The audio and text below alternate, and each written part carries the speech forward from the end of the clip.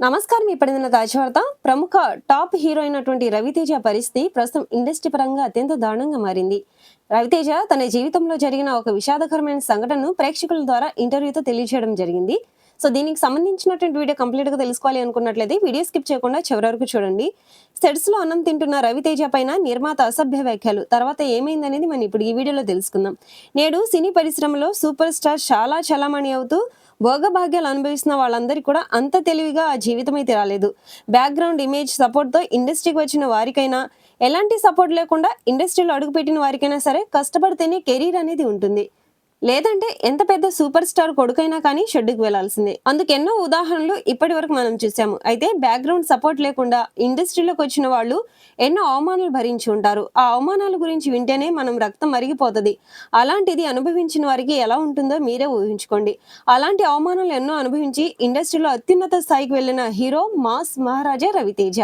ఇండస్ట్రీలో రచయితగా, నిర్మాతగా ఎంతో మంచి పేరు తెచ్చుకున్న కోన వెంకట్ గతంలో ఒక ఇంటర్వ్యూలో రవితేజ కెరీర్ ప్రారంభంలో ఎదుర్కొన్నటువంటి ఇబ్బందుల గురించి చెప్పుకొచ్చారు. ఆయన మాట్లాడుతూ రవితేజ షూటింగ్ సెట్స్ లో ఒక రోజు లంచ్ బ్రేక్ లో భోజనం చేస్తున్నాడు. అప్పుడే ఆ బడా నిర్మాత సెట్ లోకి అడుగు పెట్టాడు. అడ్డమైన వాళ్ళందరినీ ఇక్కడికి రానివద్దని అని చెప్పాను కదా, పైగా డైనింగ్ టేబుల్ మీద కూర్చోబెట్టి భోజనం పెట్టిస్తున్నామని డైరెక్టర్తో అంటూ రూమ్ లోకి వెళ్ళిపోయాడు. రవితేజ ఆ మాటలకు చాలా బాధపడ్డాడు. మనస్తాపానికి కూడా గురయ్యాడు. కానీ అతను తన కష్టాన్ని నమ్ముకున్నాడు. కసిగా పని చేశాడు. అంచెలంచెలుగా ఎదుగుతూ పెద్ద సూపర్ స్టార్ అయ్యాడు. రవితేజ డేట్స్ కోసం టాలీవుడ్ దర్శక నిర్మాతలు క్యూలో నిల్చునే రోజులు కూడా వచ్చాయి.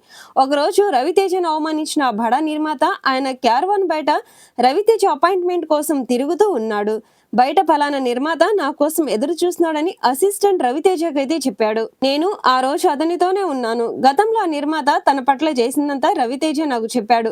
చూసావా, దేవుడు అతన్ని నీ కాళ్ళ దగ్గరికి వచ్చేలా చేశాడు.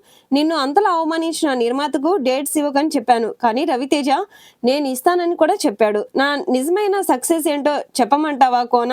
అతనికి డేట్స్ ఇచ్చి అతని సినిమాలోనే హీరోగా చేయడం అంటూ కూడా చెప్పుకొచ్చాడు కోన వెంకట్. కష్టం, టాలెంట్ ఉంటే దేవుడు ఎలాంటి జీవితాన్ని ఇస్తాడో చెప్పడానికి ఇంతకంటే గొప్ప ఉదాహరణ ఏమి ఉంటుందంటూ కూడా సోషల్ మీడియాలో నెటిజన్స్ అయితే కామెంట్స్ చేస్తున్నారు.